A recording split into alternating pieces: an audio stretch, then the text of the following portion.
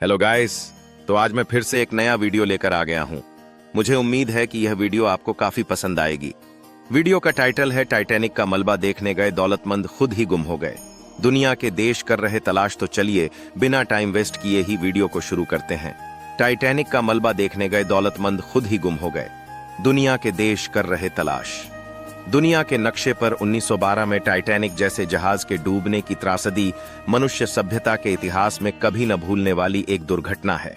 एक भव्य, विशाल और मनुष्य की नायाब व होशियार इंजीनियरिंग का यह नमूना जहाज पल भर के अंदर एक रात में समुद्र के अंदर खो गया। घटना घट गई और त्रासदी का यह हिस्सा दुनिया भर के लिए एक सबक बन गया।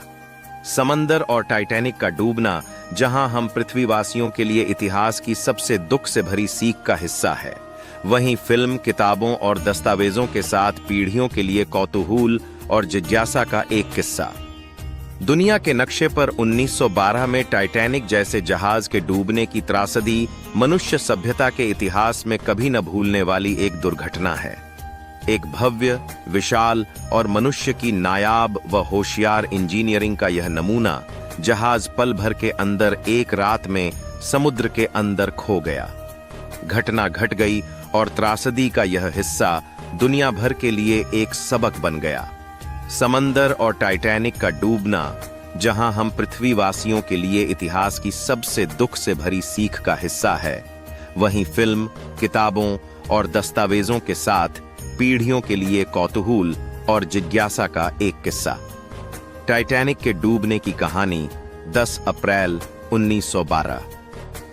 यह वही दिन था जब इंग्लैंड के साउथहैम्पटन से न्यूयॉर्क सिटी के लिए टाइटैनिक अपने सफर की पहली शुरुआत करता है। यह कोई आम समुद्री जहाज नहीं था, बल्कि अद्भुत इंजीनियरिंग का नायाब नमूना था। टाइटैनिक 20वीं सदी की शुरुआत में विलासिता, प्रगति और आलीशान सुविधाओं का प्रतीक था। यात्रियों की सुरक्षा को ध्यान में रखते हुए जहाज की बनावट के पीछे एक अद्भुत इंजीनियरिंग काम कर रही थी। यही एक बड़ी वजह थी जिसके चलते इसे कभी न डूबने वाले जहाज, अनसिंकेबल शिप की संज्ञा दी गई। इस जहाज के कैप्टन का नाम एडवर्ड जे स्मिथ था। इनके जहाज में हमेशा दौलतमंद यात्री ही सफर करते थे। इस वजह से एडवर्ड को मिलियनेयर कैप्टन के नाम से भी जाना जाता था। खैर, जो भी हो, 10 अप्रैल 1912 को 240 पैसेंजर और क्रू मेंबर के साथ यह जहाज न्यूयॉर्क के लिए रवाना होता है। सफर की शुरुआत के बाद 14 अप्रैल के दिन टाइटैनिक एक बड़े आइसबर्ग के पास पहुंचता है। हालांकि इस बड़े हिमखंड को लेकर जहाज के कैप्टन को चेतावनी दी गई, जिसे उन्होंने नजरअंदाज कर दिया। उन्होंने सोचा कि जहाज काफी बड़ा है और वह सुरक्षित आगे निकल जाएगा। हालांकि चेतावनी आने के कुछ समय बाद ही यह जहाज उस बड़े हिमखंड से जा टकराया। इसके बाद देखते ही देखते कभी न डूबने वाला यह जहाज उत्तरी अटलांटिक महासागर में दफन हो गया। सदी के इस सबसे बड़े हादसे में करीब 1500 लोगों की जानें चली गईं। इस हैरतांगेज घटना होने के बाद कई सालों तक समुद्र में दफन इस जहाज के मलबे को खोजने की कोशिश की गई। हालांकि इस बड़ी दुर्घटना के 75 साल होने के बाद 8 सितंबर 1985 को टाइटैनिक के मलबे को दोबारा ढूंढने में सफलता मिली। टाइटैनिक के मलबे की पहली तस्वीर जब सामने आई, उसे देखने के बाद दुनिया आश्चर्यचकित हो गई। इस एक तस्वीर ने कई फिल्म मेकर्स को इस ऐतिहासिक घटना पर फिल्म बनाने के लिए प्रोत्साहित कर दिया। इसी सिलसिले में साल 1997 में जेम्स कैमरून ने इस घटना पर टाइटैनिक नाम से एक शानदार फिल्म बनाई। दुनिया भर में इस ब्लॉकबस्टर फिल्म ने जबरदस्त कमाई की। एक अनोखी प्रेम कहानी के समानांतर जिस तरह इस ऐतिहासिक घटना को सिनेमाई पर्दे पर दिखाया गया, उसने दर्शकों के चित्त पर टाइटैनिक जहाज हादसे को लेकर एक नई छाप छोड़ दी। बहरहाल, यह टाइटैनिक एक बार फिर से चर्चा में है। वजह है इस भव्य जहाज के मलबे को देखने, तलाशने की कुछ अमीर और रसूखदार लोगों की जुनूनी इच्छा, जो एक पनडुब्बी से इस जहाज के मलबे को ढूंढने तो निकले, लेकिन समंदर के उन्हीं रहस्यमयी और अज्ञात हिस्सों में कहीं खो गए हैं, जहां कभी टाइटैनिक खाक होकर गुम हो गया था। दुनिया भर के अखबारों और मीडिया की सुर्खियों में इन दिनों इन्हीं दौलतमंद सन की और दुनियावी लोगों की खोज जारी है जो टाइटैनिक का मलबा देखने गए थे लेकिन खुद ही खो गए। मध्य अटलांटिक महासागर में दफन टाइटैनिक मलबे को देखने गए 5 लोगों से भरी एक पनडुब्बी अचानक गुम हो गई।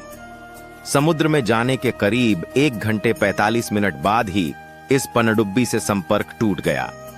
यह एक खास तरह की रोमांच यात्रा थी जिसमें पनडुब्बी के माध्यम से टाइटैनिक के मलबे को दिखाना था। इस यात्रा की टिकट करीब 2 करोड़ रुपए थी। हालांकि पनडुब्बी के गुम होने के बाद से उसकी तलाश जारी है। गौरतलब बात है कि इस पनडुब्बी में करीब 5 लोग सवार थे और उसमें केवल 4 दिन के लिए ही ऑक्सीजन बची है। अभी तक यह साफ नहीं हो पाया है कि समुद्र में पनडुब्बी कहां लापता हुई है। अब लापता पनडुब्बी का पता लगाने के लिए एक खोज और बचाव अभियान की शुरुआत की गई है। लापता पनडुब्बी में पाकिस्तानी अरबपति शहजादा दाऊद और उनके बेटे सुलेमान, ब्रिटेन के व्यवसायी हामिश हार्डिंग, पनडुब्बी का संचालन करने वाली कंपनी ओशन गेट के सीईओ स्टॉकटन रश समेत 5 लोग सवार हैं। फ्रेंच एक्सप्लोरर पॉल आनरी नार्जेलेट भी इस पनडुब्बी में सवार हैं। इस कहानी से हमें कई महत्वपूर्ण सीख मिलती हैं। ए तथा पाथिये संभावनाओं का अति भरोसा न करना। टाइटैनिक को अनसिंकेबल शिप, कभी न डूबने वाला जहाज कहा गया था, लेकिन यह घटना बताती है कि किसी भी चीज को अति आत्मविश्वास से देखना खतरनाक हो सकता है। किसी भी स्थिति में पूरी तरह से भरोसा नहीं किया जा सकता, चाहे वह कितनी भी बड़ी या सुरक्षित क्यों न लगे। 2. चेतावनियों को नजरअंदाज न करना। जहाज के कैप्टन को हिमखंड के बारे में चेतावनी दी गई थी, लेकिन उन्होंने इसे नजरअंदाज किया। यह हमें यह सिखाता है कि समय समय पर मिलने वाली चेतावनियों को नजरअंदाज नहीं करना चाहिए, क्योंकि ये किसी बड़ी समस्या से बचने में मदद कर सकती हैं। यह कहानी आप लोगों को कैसी लगी? हमारे कमेंट बॉक्स में जाकर जरूर बताएं। अगर यह कहानी आपको थोड़ी सी पसंद आई हो तो एक लाइक और एक सब्सक्राइब करना ना भूले, क्योंकि आपकी एक लाइक और एक सब्सक्राइब से हमें बहुत मोटिवेशन मिलती है। तो चलिए इस वीडियो को यहीं पर समाप्त किया जाए। हमें उम्मीद होगा कि आप और आपके परिवार खुश होंगे। चलिए हम अब आपसे अलविदा लेते हैं। एक शानदार और नई वीडियो के साथ आपके सामने बहुत जल्दी आएंगे।